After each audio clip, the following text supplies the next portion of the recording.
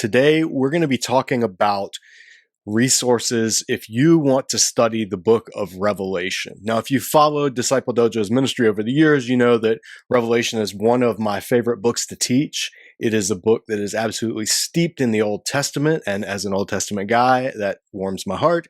But it's also a book that's steeped in Greco-Roman background and historical context. Revelation is like a political cartoon. Let me show you what I mean by that. When I was in India, my second time, this is probably around years ago, I've been a number of times, but I grabbed a newspaper there and I saw a political cartoon.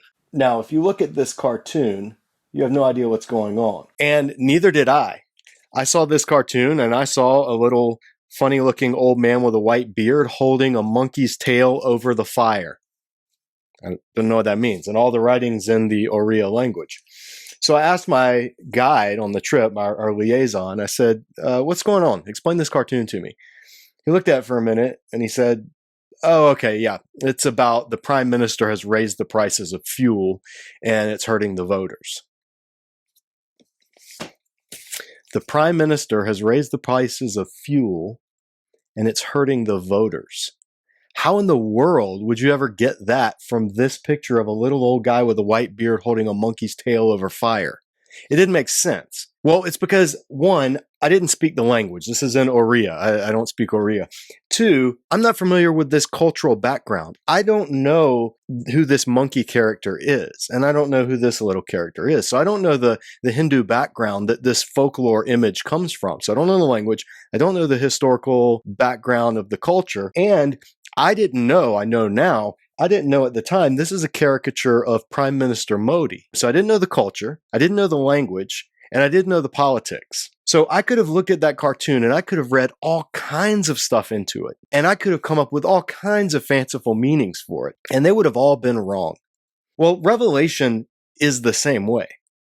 Revelation is written in a type of writing called apocalyptic, and it uses symbols and imagery and literary devices to a people who speak a specific language, in this case, Koine Greek, in a specific culture, in the case of Revelation, the Greco-Roman culture of Asia Minor, and have a specific political reality that they are experiencing, which in the case of Revelation was the impending persecution that they were about to face under the Roman Empire. So knowing that background then, when we come to Revelation, we don't read into it all kinds of crazy stuff that people have done throughout the years. We actually can start to see and make sense of the message that the book itself is communicating, just like we do with the other New Testament books or the Old Testament books. You know, if you want to read the Minor Prophets, what do you have to do? Well, you have to know the Hebrew language. You have to know the Hebrew culture at the time, and you have to know the political reality that the prophets were speaking to. And it's the same thing with the New Testament letters. It's the same thing with all of the Bible. That's why we offer the course here at Disciple Dojo, Bible for the Rest of Us, to help you see the different things needed to really dig deep into Scripture. So for more on that course, go ahead and click this link right here, and you can do that entire course for free. But with Revelation, I wanted to, one, invite you to do the course that we have. Our other course is Revelation, a guided tour of the apocalypse. And it's not only a video course, but it also comes with a free downloadable workbook, which I have printed out here in a binder. But the workbook and the video sections of this course are all entirely free. So just click here and you can do that course entirely for free. In the meantime, though, if you're, I know you're going to take these courses, but let's just say for the sake of argument that you're going to get to them in a while, but you've got some time to kill before you do. I want to give you some of my recommended reading on the book of Revelation. I want to recommend to you, starting with some popular level resources and then moving like a little more technical. I want to give you some things that can start you off and help you understand the book of Revelation and not misread the book of Revelation, because there are more misreadings out there of this book than any other book in the Bible, by far. So I want to start with one very simple book, and it's by Paul Spilsbury. and it's called The Throne, the Dragon, and the Lamb, A Reader's Guide to the Book of Revelation. This is by InterVarsity Press, and it's very short. It's not even, it's right at 150 pages. And what Spilsbury does is he introduces the book of Revelation for people who are new to it. He talks about the things that I briefly mentioned, the Greco-Roman background and the way Revelation uses language and imagery. Very readable, very inexpensive. This would be a great place to start. J.I. Packer wrote the foreword. It's solid. It's good. I would recommend starting with this. Then another great book, similar to The Throne, the Lamb, and the Dragon, is Robert Lowry's book. It's called Revelation's Rhapsody, Listening to the Lyrics of the Lamb. And in this, Lowry likens the book of Revelation, which is apocalyptic literature, he likens it to a symphony. And, you know, a symphony will have movements and it'll have tunes that kind of replay throughout. So for Lowry, Revelation is like this amazing symphony. And if you understand the notes, and if you're able to pick up on the melodies, then you really start to appreciate the full musical. You start to appreciate the book as a whole instead of picking it apart and trying to use it to decode future events. You get an understanding of what the book was trying to tell its original audience, and therefore by extension what the inspired scripture has to say to all of us throughout the ages. And then another excellent book that I just finished this one this week actually. This is by David De Silva. It's called Unholy Allegiances, Heeding Revelation's Warning. This book is great because one, it's super short. I mean, it's a very thin book. It tops out at like under 130 pages. It introduces the themes of Revelation, but in particular, the main point of the book of Revelation, which is a warning. Revelation was written to not just to encourage the churches, although it was written to do that, but also to warn the churches about what they were facing, not about events 2,000 years into the future in another hemisphere, but events that they were facing at the time as first century followers of a crucified would-be Messiah in the eyes of Rome, living in Asia Minor, which was the epicenter of the cult of emperor worship during the first century. So De Silva talks about, hey, this is what the author of Revelation is saying to these churches, and this is how they would have heard it in their setting. And then what we need to do is how do we look at what it was saying to them, and then we look at our culture and we go, where is our culture similar to what they were facing? What challenges that they were facing do we also face in our culture? And in doing that, he helps unpack and kind of lets us hear the message of the book. It doesn't walk through the book. It's not a commentary. None of these that I've mentioned are commentaries. So they're not going to give you verse by verse through the book. What they're doing is they're introducing you to themes so that when you read the book, which you should, out loud, or at least listen to it being read, because Revelation was meant to be read out loud, then as you listen to it more and more, you start to take in these themes and you start to see or hear, if you want to use Lowry's example, the message of this incredible book.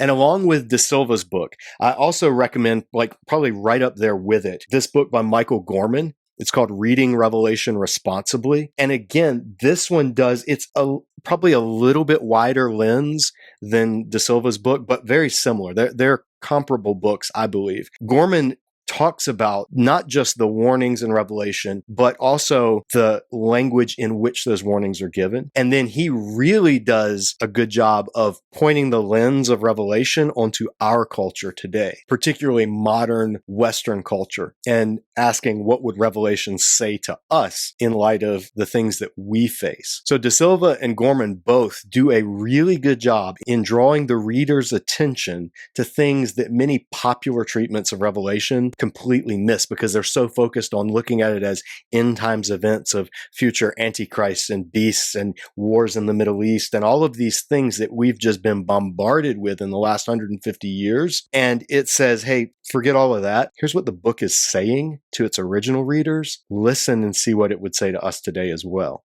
Very powerful books. I highly recommend those. I also want to recommend two books that they're kind of commentaries. So they're not technical commentaries. They don't necessarily go verse by verse, but they do go chapter by chapter. The first one is by Justo Gonzalez. It's called 3 Months with Revelation. And it's broken the book down into 3 months worth of daily readings through the book. So you get short sections of Revelation, and then Gonzalez has like kind of a devotional or a reflection on that section. And by the end of the 3 months, you've read the whole book, and he's kind of walked you through the messages. Not as technical or as broad as some of the others, but if you're looking for something that'll kind of walk you through a very strange and very intimidating book, then this is a great little resource. Along those lines, there's another one by Craig Kester, and it's called Revelation and the End of All Things. And this is more of a commentary. So it's going to walk you through the sections, the chapters and verses.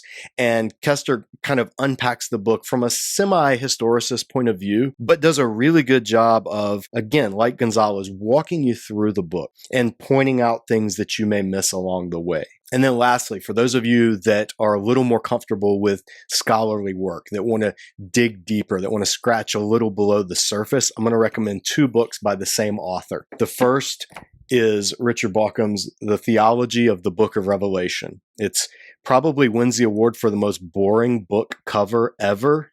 I mean, that's pretty bad. But what's in it? This is the epitome of do not judge a book by its cover, because this is what some of these other resources that I've mentioned, a lot of them are pulling from Bauckham. And it's not thick. It's like 160 pages tops. But he walks through these major themes of the book and really digs into it a little more scholarly. So if you're a seasoned studier of the Bible, you could easily handle reading this. If you're a Bible nerd, if you like commentaries and technical journal articles and New Testament scholarship, then this is right up your alley. Even more than this, though, Bauckham has a thicker volume, probably like 3 times as thick, and it's called The Climax of Prophecy, Studies in the Book of Revelation. And this one goes really deep. This one it takes these themes in Revelation. I'll read you some of the chapter titles: Structure and Composition, the Use of Apocalyptic Traditions, Synoptic Parousia Parables and the Apocalypse. That's a fun one to say. The Worship of Jesus, the Role of the Spirit, the Lion, the Lamb, and the Dragon, the Eschatological Earthquake, the Apocalypse as a Christian War Scroll, the Conversion of the Nations, the Economic Critique of Rome in Revelation 18, and then the last chapter, Nero and the Beast. So he gets in the weeds in this one. This is not for the faint of heart, but it is for somebody who wants to really go deep in Revelation. And some of the essays in here get all into the number symbolism. I'm not sure if I completely go with him on everything, but it's a good resource if you want to see kind of the lay of the land in terms of Revelation studies and the possible ways that different symbols and images, and particularly the numbers, can be approached. The essays on Rome and the Economic Critique, the essays on Nero and the Beast, those are fantastic and well worth reading. For more on Revelation, deeper than these studies, these are all kind of introducing you to the book. And then to actually really get into it, that's when you would then go to the commentaries. And could do a whole separate video on Revelation commentaries. There are some great ones out there, and there are some pretty terrible ones out there. There's a reading list of recommended reading in the Revelation course that I mentioned earlier. I'll put a link in the description of this video. And we have commentaries, technical commentaries, non-technical commentaries, all kinds of recommended resources in the workbook in that section. So click on it. If nothing else, download the workbook, and then you've got a bibliography of recommended resources. Revelation is one of the most comforting books in the Bible. It's my favorite New Testament book by far. It's the 5th gospel. It's the only book written giving a perspective of the exalted Jesus, the risen Christ. So the words of Jesus in Revelation are the words of Jesus after he has gone through death, after he has resurrected, after he has ascended. And it's really the climax of the entire Bible for a reason. It's a fantastic book. It's an intimidating book, and that's a shame. It shouldn't be. It takes some getting used to, like the political cartoon I mentioned, but once you do, the things you see in Revelation will change your world. If you came up with the Left Behind and the End Times, Tim LaHaye, David Jeremiah, John Hagee looking at the Middle East, blood moons and credit card chips and Mark of the Beast, all that stuff, then really understanding the book of Revelation, like in the way that it was intended to be understood, will change your world. It really will. I truly believe that. So go ahead and check out the resources that I'm going to post down here in the video description and read the book, study it. Even if you don't understand Revelation at first, don't read it to figure it out. Read it to take it in. like you would listen to a song or like you would look at an incredible piece of art. Just take it in. Take it in, read it, have it read to you, read it out loud, meditate on it. It's inspired more worship songs than any other book of the Bible except maybe Psalms, and possibly as many as the Psalms. It's inspired more Christian art than any other book in the Bible. It's inspired the imagination of Christians for 2,000 years. There's a reason that it's in the Bible. And it's such a shame that people get scared or intimidated by it and they end up not reading it, or they get super fixated on it to an unhealthy degree and they read all kinds of stuff into it. So that's what we want to help you avoid here at Disciple Dojo. Check out the resources. If you have any questions about the book, I would be happy to help you however I can. Leave comments below. Check out our other videos that have to do with issues involving the end times.